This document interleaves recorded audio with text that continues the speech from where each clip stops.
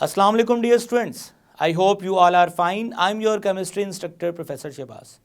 Dear students, जैसे कि आप जानते हैं कि हम फिनोल को डिटेल से पढ़ चुके हैं. सो आज के लेक्चर में हम ईथर्स को शुरू करने वाले हैं और स्पेसिफिकली आज हम नोमेनक्लेचर ऑफ ईथर को डिस्कस करेंगे. So let's move toward white board. जी डियर स्टूडेंट्स, तो आज हम डिस्कस करने वाले हैं अबाउट ईथर्स. सो ईथर्स के बारे में सबसे पहले स्टूडेंट्स जो फर्स्ट इंफॉर्मेशन आपको पता होनी चाहिए कि द वर्ड ईथर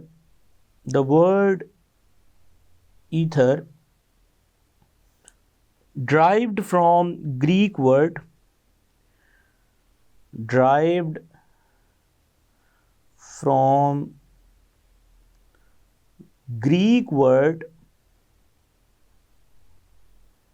और वो ग्रीक वर्ड है स्टूडेंट्स एथर. और स्टूडेंट्स एथर का मतलब क्या है? एथर का मतलब होता है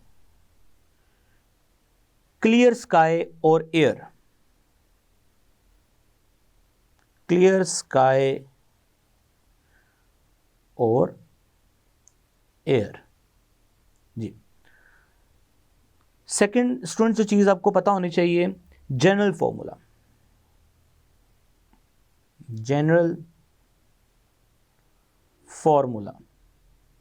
अब जनरल फॉर्मूला की बात करें तो डियर स्टूडेंट्स यहाँ पे जो जनरल फॉर्मूला रहेगा वो रहेगा ROR. अब यहाँ पे R से मुराद स्टूडेंट्स आप लोग जानते हैं अल्काइल ग्रुप है. Alkyl group. अब यहाँ पे याद रखिए स्टूडेंट्स R जो है उसकी जगह पे एराइल ग्रुप यानी कि फिनाइल भी आ सकता है. AR एराइल ग्रुप लाइक यहाँ पे फिनाइल भी आ सकता है. ठीक है स्टूडेंट्स. सो फिनाइल यानी फिनाइल ग्रुप यानी C6H5. जी स्टूडेंट्स, अब हम चलते हैं next. Ethers are classified into two categories. ये तो ईथर के बारे में कुछ जनरल इंफॉर्मेशंस थी. अब हम चलते हैं जी क्लासिफिकेशन ऑफ ईथर्स की तरफ. So classifications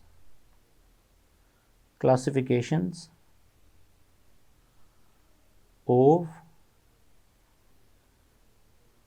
ethers. Dear students, ether की जो हमारे पास क्लासिफिकेशन है ईथर्स की वो दो हैं. अब कौन कौन सी हैं आपको एग्जाम्पल के साथ बताते हैं. The first one is simple और सिमेट्रिकल ईथर. सिंपल और symmetrical ethers. Symmetrical ethers, and the second one is mixed or unsymmetrical ether. Mixed or unsymmetrical ethers. Unsymmetrical ethers. Ji students, अब सिंपल ईथर से क्या मुराद है मैं आपको थोड़ा आसान करके समझाता हूँ. Students let's say the ether contain two same alkyl or aryl group. द ईथर contain same two alkyl or aryl groups. जी. अब आप इसकी अगर एग्जांपल देखना चाहते हैं तो स्टूडेंट्स CH3O CH3 ये दोनों ग्रुप सेम हैं. इसी तरह से एक और एग्जांपल देते हैं और CH3 CH2O CH2 CH3. तो ये स्टूडेंट्स दोनों जो एग्जांपल्स हैं ये सिंपल और सिमेट्रिकल ईथर्स में आएंगी. अब मूव करते हैं मिक्स्ड और अनसिमेट्रिकल ईथर की तरफ. स्टूडेंट्स मिक्स्ड और अनसिमेट्रिकल ईथर्स में क्या होगा, the ethers contain different alkyl or aryl groups. सो लिखेंगे the ether contain different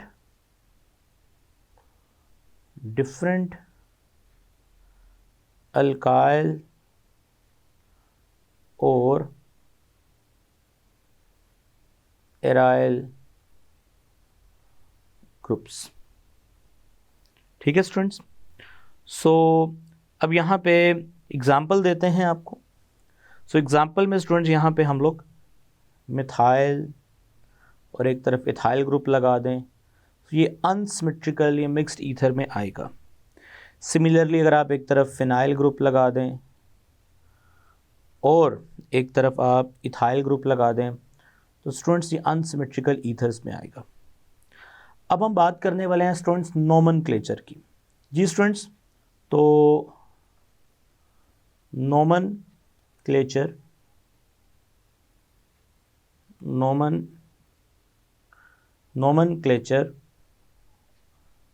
of ethers.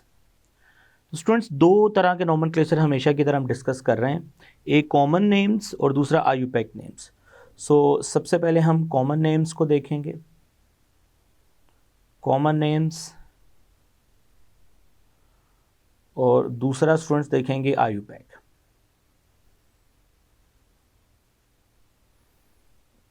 IUPAC names. Dear students याद रखिएगा कि जो कॉमन नेम है usually ether are known by their common names, यानी ईथर ज़्यादातर जो हैं वो अपने कॉमन नेम से ही जानते हैं। So students we can say that usually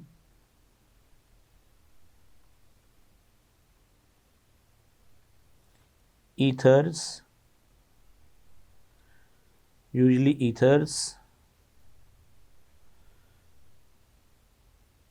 are known by their common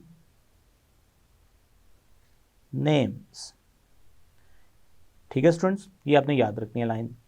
ji dear students, अब कॉमन नेम के बाद हम आईयूपैक नेम्स की बात करेंगे और हम प्रैक्टिस कॉमन नेम और आईयूपैक नेम्स की इकट्ठी करेंगे। सो आईयूपैक नेम्स के लिए हम टेक्स्ट बुक के कंटेंट की तरफ चलते हैं और रूल्स को वहाँ डिफाइन करते हैं और इसकी प्रैक्टिस करते हैं।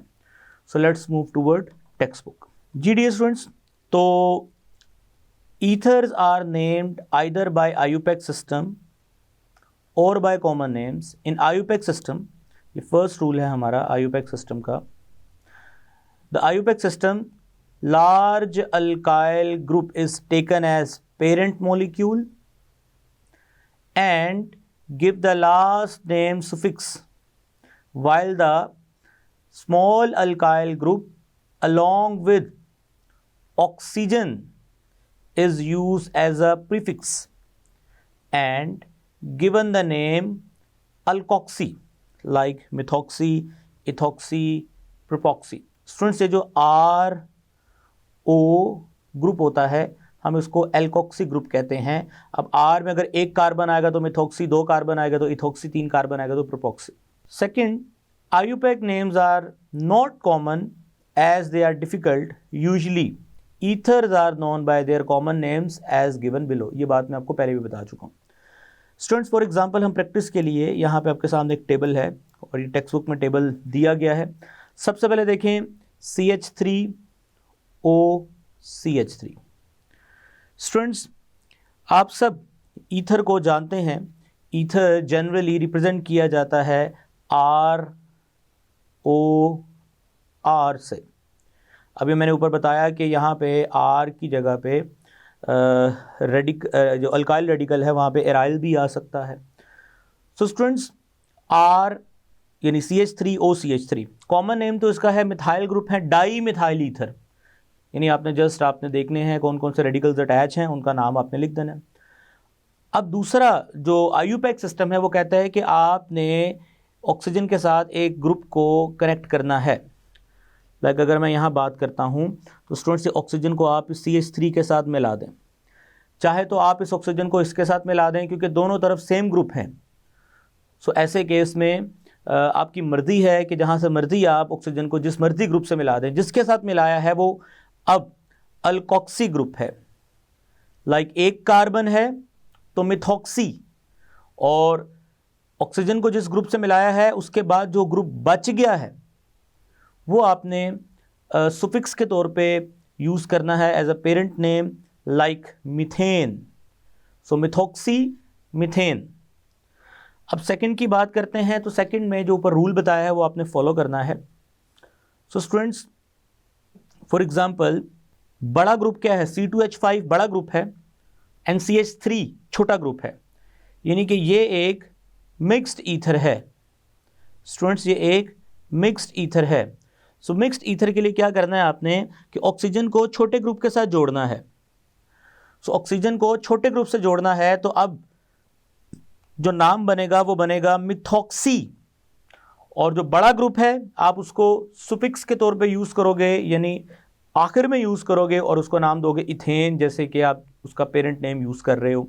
So rule is very clear कि आपने स्टूडेंट्स एक चीज़ का ख्याल रखना है कि ऑक्सीजन के साथ छोटा ग्रुप लगाना है, बड़े ग्रुप को आपने सुफिक्स में यूज़ करना है। अगर तो ग्रुप सेम है, जैसे थर्ड केस में दोनों ग्रुप सेम हैं, तो फिर ऑक्सीजन को किसी के साथ भी लगा सकते हो आप। लाइक आपने ऑक्सीजन को इधर लगा दें, इधर लगा दें, कहीं पे भी लगा सकते हैं, किसी के साथ भी कनेक्ट कर सकते हैं। सो वैसे अगर कॉमन नेम देखें तो डाई इथाइल ईथर, दोनों तरफ इथाइल है तो डाई इथाइल ईथर।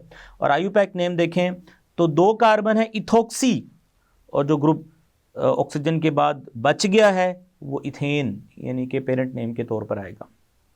ऊपर वाले का कॉमन नेम देख लें, सेकंड नंबर पे जो है methyl ethyl, methyl ethyl ether.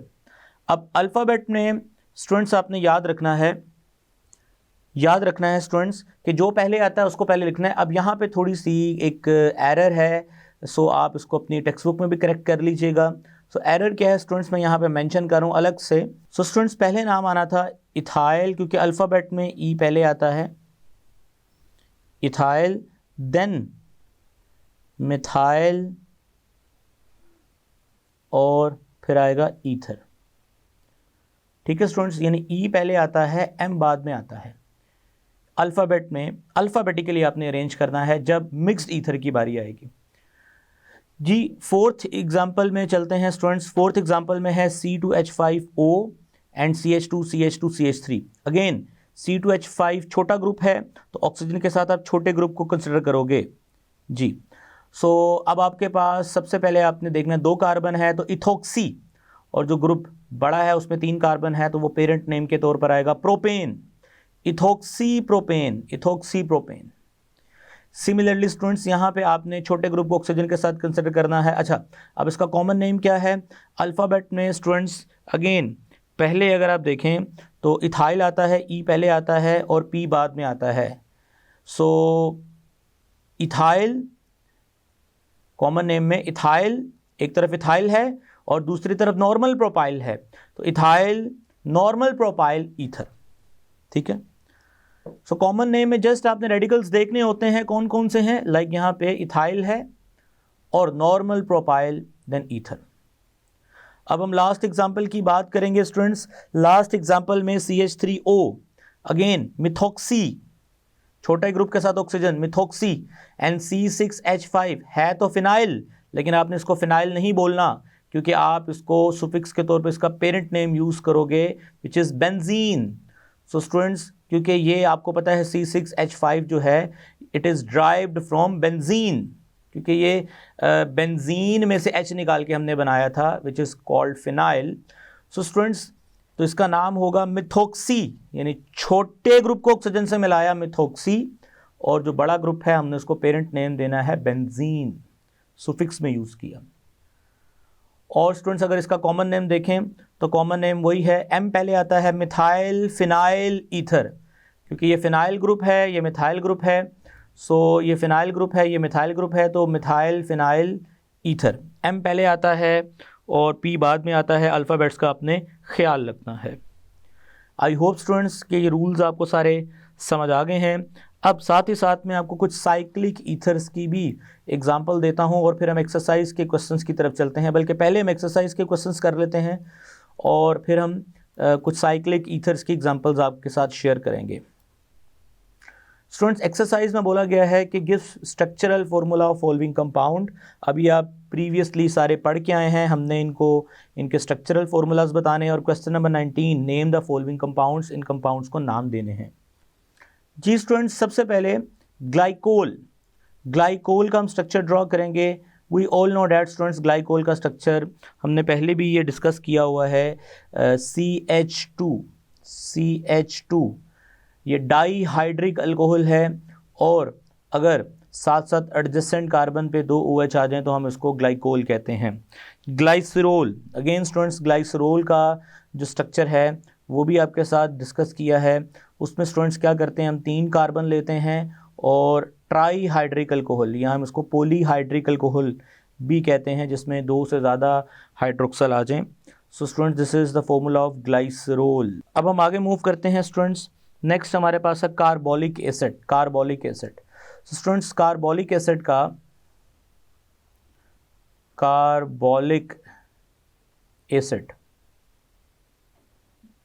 जी स्टूडेंट्स, अगर हम कार्बोलिक एसिड की बात करें तो वी ऑल नो डैट कि कार्बोलिक एसिड दूसरा नाम है फिनोल का।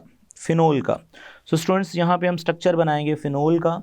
So we all know that C6H5 यानी कि बेंजीन रिंग के साथ कनेक्ट करेंगे डायरेक्टली OH को। स्टूडेंट्स, नेक्स्ट हम मूव करते हैं पिक्रिक एसिड। जी, आपने फिनोल की जब नाइट्रेशन करवाई थी तो आपने पिक्रिक एसिड का फॉर्मूला पढ़ा था। पिक्रिक एसिड से पहले हम एसीटोफिनोन को डिस्कस कर लेते हैं स्टूडेंट्स। एसीटोफिनोन, अगेन एसीटोफिनोन जो है स्टूडेंट्स, ये आपको पता है कि ये हमारे पास वैसे तो ये नेक्स्ट चैप्टर में यानी चैप्टर नंबर 12 में आएगा। ये एरोमेटिक कीटोन है और एरोमेटिक कीटोन का कोई भी नोमेनक्लेचर जो है IUPAC सिस्टम के अंदर यानी इसको IUPAC सिस्टम के मुताबिक नाम नहीं देते, इनके कॉमन नेम होते हैं। अगेन एसीटोफिनोन, क्योंकि ये इस ग्रुप को स्टूडेंट्स हम एसिटाइल ग्रुप कहते हैं और अगेन इसको हम फिनाइल।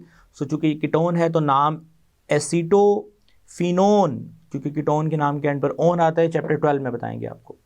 पिक्रिक एसिड का फॉर्मूला। जी स्टूडेंट्स, पिक्रिक एसिड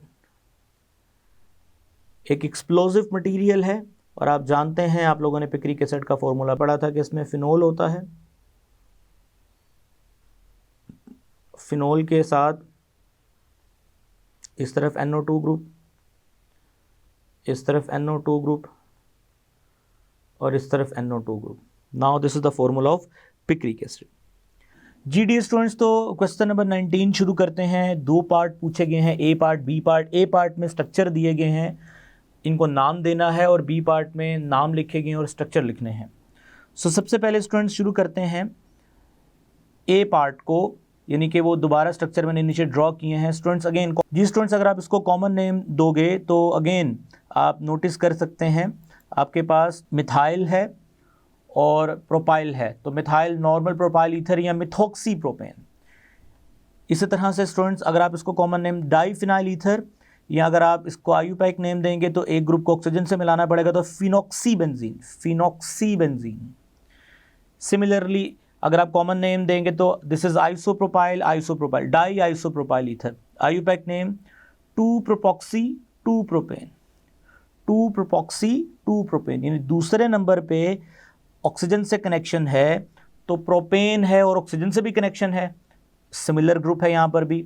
सो 2-प्रोपॉक्सी 2-प्रोपेन, ठीक है students. 4th one again methyl N phenyl ether या IUPAC नेम देंगे तो मिथॉक्सी बेंजीन।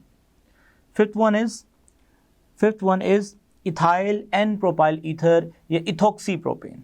बड़े ग्रुप को आप छोड़ोगे, छोटे ग्रुप को ऑक्सीजन से मिलाओगे। आगे है जी स्ट्रक्चर्स हमें बनाने हैं। सो स्टूडेंट्स, सबसे पहले मिथॉक्सी इथेन और फिर इथॉक्सी बेंजीन। ये स्टूडेंट्स मिथॉक्सी इथेन का स्ट्रक्चर है, ये इथॉक्सी बेंजीन का इजी है, आसानी से समझ आ जाएंगे। सोडियम इथोक्साइड, जी सोडियम इथोक्साइड। इथोक्साइड स्टूडेंट क्या होता है? अगेन जो हमारे पास अल्कोक्सी ग्रुप होते हैं, like 2 carbon oxygen, this is ethoxide, और साथ सोडियम लगाओ, सोडियम इथोक्साइड, सोडियम फिनोक्साइड, ये इजी है। Fifth one is propoxy propane. जी, प्रोपेन, प्रोपॉक्सी, यानी अगेन 3 कार्बन ऑक्सीजन, प्रोपॉक्सी और आगे प्रोपेन। आई होप स्टूडेंट्स ये क्वेश्चन आपको समझ आ गए हैं। ईथर का नोमेनक्लेचर हम खत्म कर चुके हैं। जी डी स्टूडेंट्स, तो अब लास्ट में आपको कुछ साइक्लिक ईथर्स की एग्जांपल दे दें। साइक्लिक ईथर्स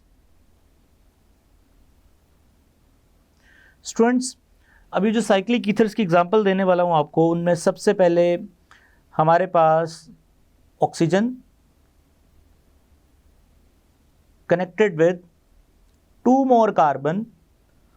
सो स्टूडेंट्स, यहाँ पे हम इस तरह के जो ईथर्स होंगे, लाइक अगर मैं यहाँ पे बात करता हूँ CH2 O एंड O, सो हम इसको इस तरह से भी रिप्रेजेंट कर सकते हैं। They are called oxiranes. Oxiranes students, इसके अलावा अगर इस तरह से ईथर आ जाए, these all are cyclic ether, जो कि मैं यहाँ पे ड्रॉ करूँगा, यानी कि ऑक्सीजन कनेक्टेड है 2 कार्बन के साथ और वो कार्बन आगे फर्दर एक और कार्बन से कनेक्ट है, सो हम इसको ऑक्सीटेन का नाम देते हैं। ऑक्सीटेन स्टूडेंट्स, इसके अलावा अगर स्ट्रक्चर कुछ ऐसा रहे,